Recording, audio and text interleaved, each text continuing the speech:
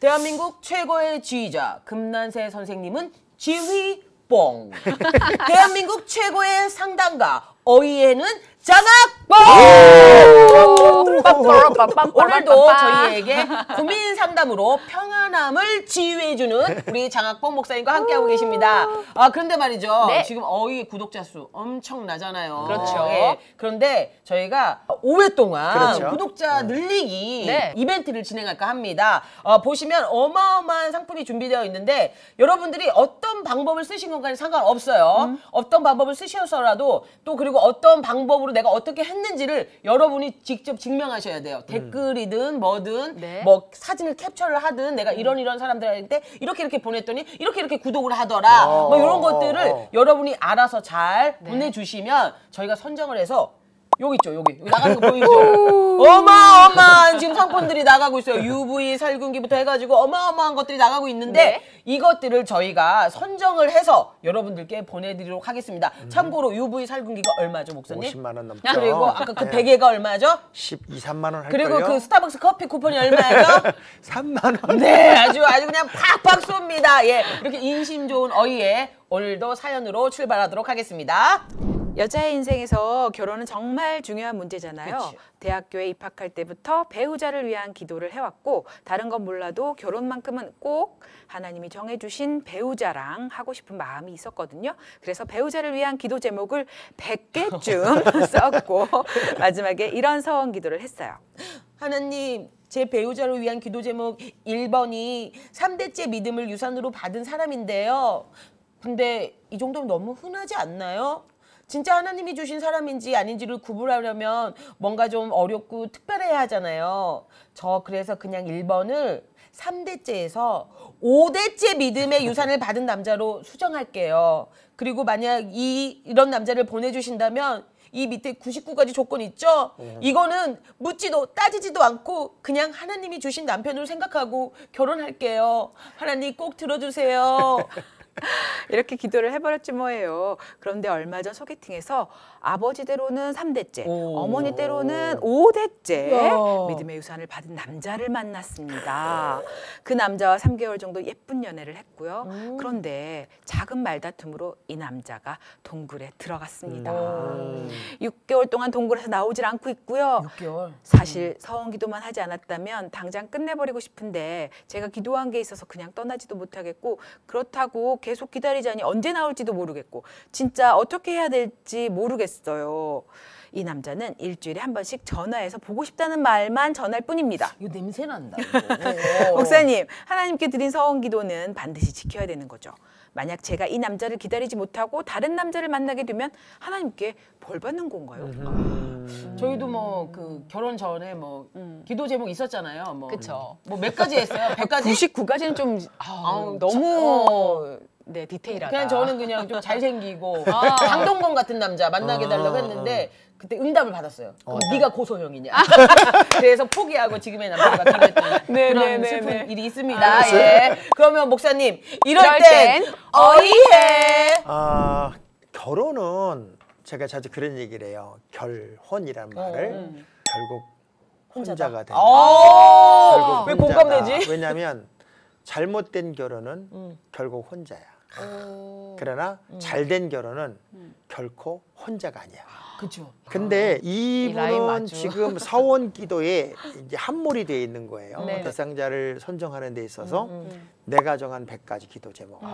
거기에 5대째 딱 하나님이 찾아도 참 어려울 것 같은 사람을 이제 정해놓고 그 서원 기도를 했기 때문에 나는 반드시 그 서원 기도에 맞는 남자를 선택해야 된다. 이제 그런 쪽에 함몰이 돼버리면 자기 중심적 신앙으로 완전히 이제 몰입하고 말기 때문에 굉장히 조심스러운 부분이 이 부분이에요. 결혼이라는 것은 나와 이 사람과 1대1 만의 만남일 수도 있겠지만 가정과 가정의 만남일 수도 있어요. 그렇죠. 그러면 내가 아무리 기도를 했다 할지라도 그 기도가 어떤 조건으로서의 기도냐 아니면 하나님의 응답을 기다리는 기도냐 하는 거에 대한 차이가 분명히 있어요. 요거 아니면 안 돼요 라고 해놨다가 딱 그런 사람이 나타나니까 근데 이거 하나만 더 있으면 좋겠어요. 이렇게 말하는 게 대부분 이제 인간들의 욕심이잖아요. 그래서 서원 기도는 함부로 하는 것도 아니고 또 서원 기도를 했으면 반드시 지키는 게 맞아요. 네, 맞지만 그 서원 기도의 가장 중요한 키워드는 나와 하나님과의 관계예요. 하나님과의 관계에서 하나님께 얼마나 내가 약속을 잘 지키느냐는 부분이기 때문에 내가 이렇게 하겠다 하고 자기 나름대로 해놓고 내가 원하지 않는 남자를 만나면 그럼 결혼 못 하는 거냐고요. 그건 아닌 거고. 그러니까 이런 쪽에 너무 깊이 몰입하는 건 건강한 결혼관도 아니고 건강한 신앙관도 아니다. 제가 전도서 4장 5절의 말씀을 한번 읽어볼게요. 내가 하나님께 서원하였거든 갚기를 더디하지 말라. 하나님은 우매한 자들을 기뻐하지 아니하시나니 서원한 것을 갚으라. 여기 아주 중요한 단어. 우매한 자.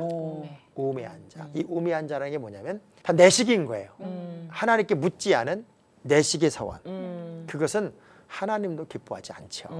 그래서 저는 이분이 100가지를 기도해 놓고 그중에 하나만 되면은 무조건 결혼하겠습니다 라고 한 건 자기 정의예요. 그건 서원 기도랑 달라요.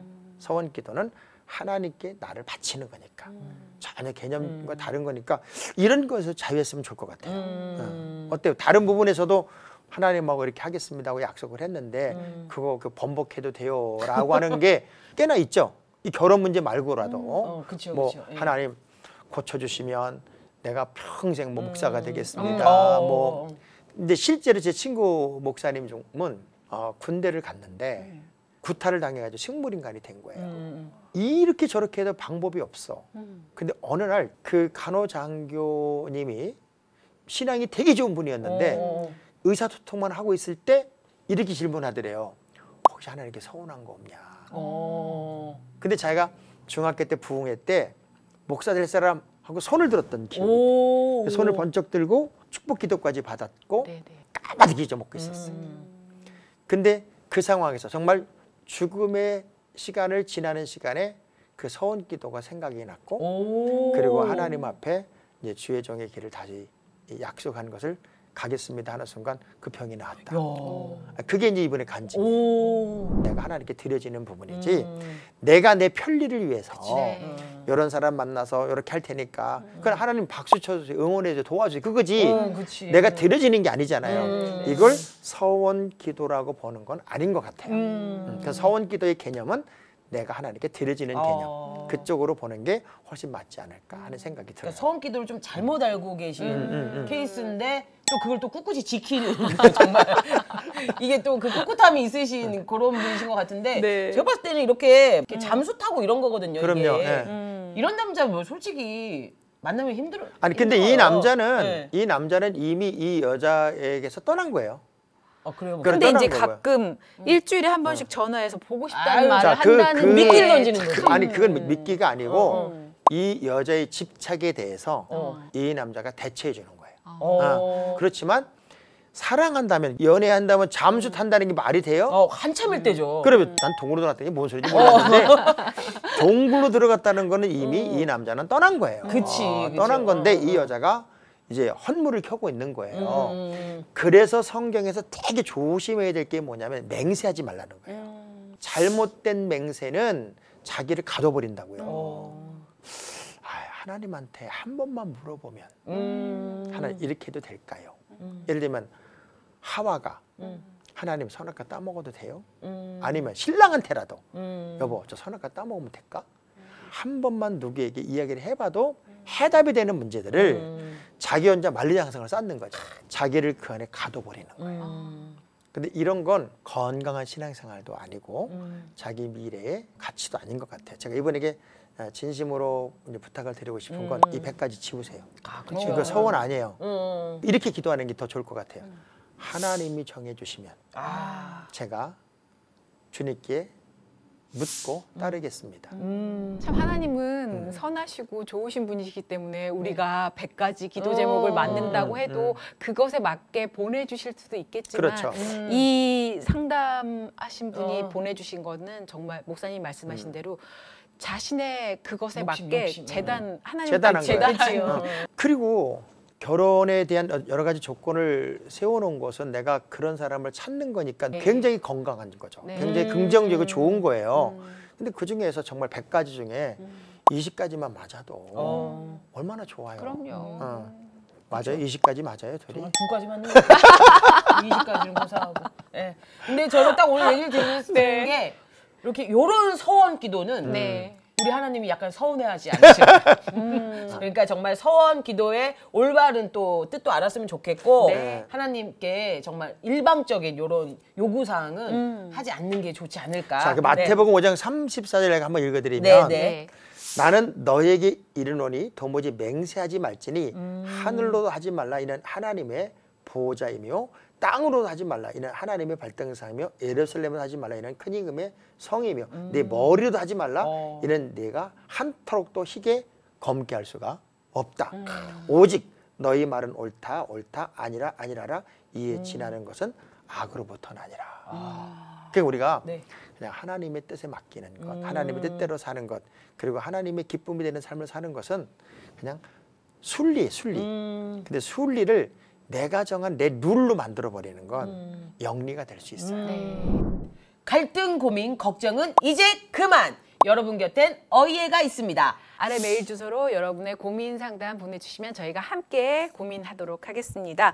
구독, 좋아요, 알람 설정, 전달 잊지 마시고요. 여러분이 방송 선교사로 함께 해주시길 부탁드립니다. 신앙생활 고민 상담소 어이해.